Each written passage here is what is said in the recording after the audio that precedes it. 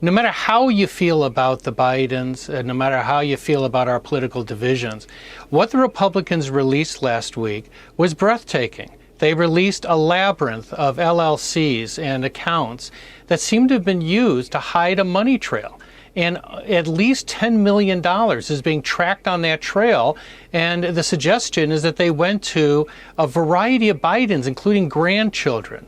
Now, that alone should be enough to trigger considerable media interest, anyone who has any remaining interest in corruption. But the result was really astonishing. There were networks that didn't cover it at all. It was not covered live on MSNBC or CNN. And then you had all these articles that came out with these absurd titles. Things like, Republicans admit they don't have direct evidence against President Biden. Yeah.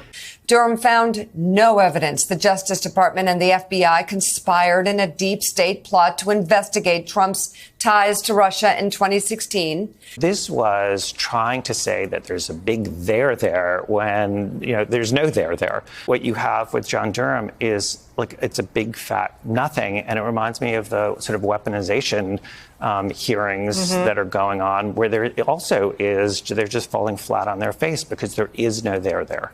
The conclusions that are drawn here, again, it just seems to be a complete dud. Really? I mean, they just implicated all the family members around the president. The idea of influence peddling is that it goes to family members. Otherwise, if it goes directly, it's a bribe.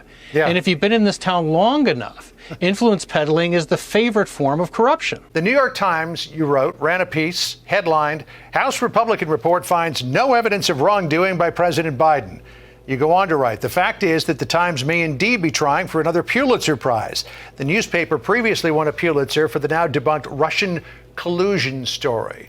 I mean, when you take a look at the way that they went after President Trump, when you take a look at how they're poo-pooing anything about President Biden, you have to wonder that if Comer had been a Democrat and all of the names that he was talking about receiving money last week in his news conference were the name Trump instead of Biden, might the coverage just be slightly different?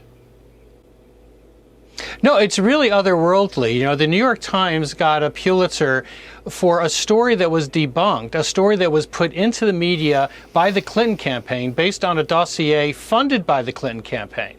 The New York Post revealed what turned out to be a true story, the Hunter Biden laptop, and they, of course, will not get the Pulitzer.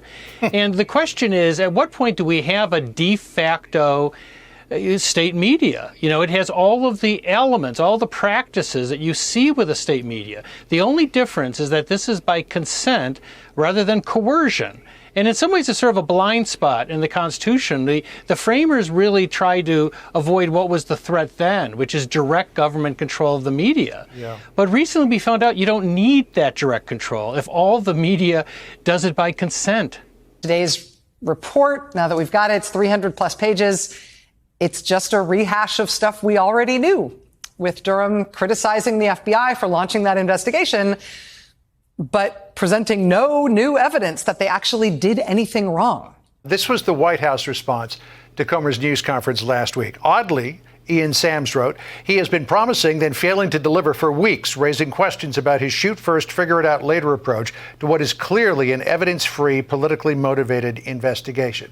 To your point, Comer has shown that millions of dollars have flowed through foreign sources to the Biden family. But so far, the quid pro quo for that is elusive. And when you were throwing around charges like this, like Comer is, at some point you have to deliver the goods.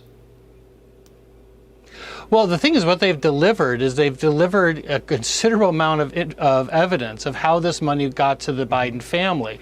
The question is, why was the money sent there? And they also tied up an interesting combination of facts, which is Biden going to Romania, Ukraine to talk about corruption, and then money going to the Biden family after those visits.